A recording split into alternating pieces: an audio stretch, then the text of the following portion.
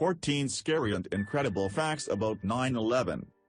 As the 15th anniversary of 9/11 approaches this September, many questions remain. 1. An outline of what was to become the 9/11 Commission report was produced before the investigation began. The outline was kept secret from the Commission's staff and appears to have determined the outcome of the investigation.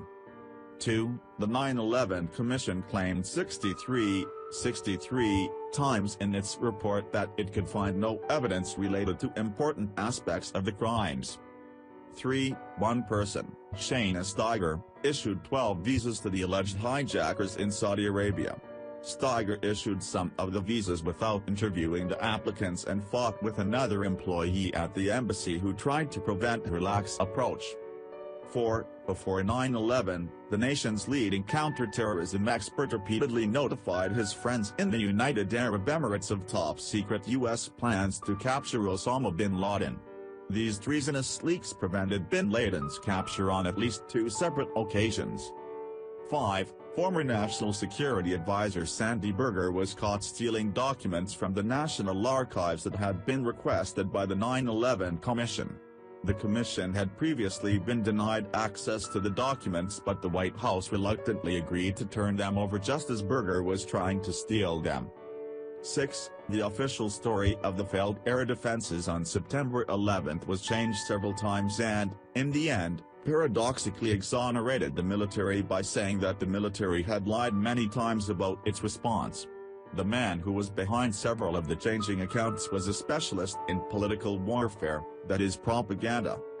7. Military exercises being conducted on the day of 9/11 mimicked the attacks as they were occurring and obstructed the response. NORAD Commander Ralph Eberhart sponsored those exercises, failed to do his job that day, and later lied to Congress about it, if the 9/11 Commission account is true. 8. A third skyscraper collapsed late in the afternoon on September 11. This was WTC-7, a 47-story building that the government's final report says fell into its own footprint due to office fires. The building's tenants included U.S. intelligence agencies and a company led in part by Donald Rumsfeld and Dick Cheney. Meetings were scheduled there to discuss terrorism and explosives on the morning of 9/11. 9. News agencies, including BBC and CNN, announced the destruction of WTC-7 long before it happened. One BBC reporter announced the collapse while viewers could see the still-standing building right behind her in the video. Years later, after claiming that it had lost the tapes and then found them again, BBC's answer to this astonishing report was that everything was just confusing and chaotic that day. Of course, one problem with this is that the news agencies predicted the exact building, of the many damaged in the area, that would collapse. Another big problem is that no one could have possibly predicted the collapse of WTC-7 given the unprecedented and unbelievable official account for how that happened. 10. Construction of the new, 52-story WTC-7 was completed 2 years before the government knew what happened to the first WTC-7. In fact, when the new building was completed in 2006, the spokesman for the government investigation said, "We've had trouble getting a handle on building number 7. The construction of the new building, without regard for how the first one was destroyed, indicates that building construction professionals in New York City did not believe it could ever happen again." 11.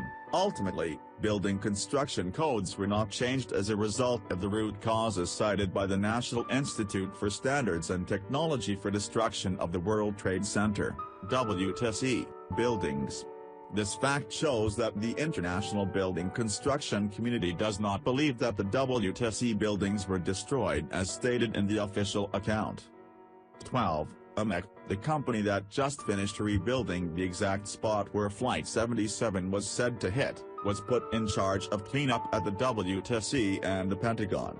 The man who ran the company, Peter Jansen, was a longtime business associate of Donald Rumsfeld.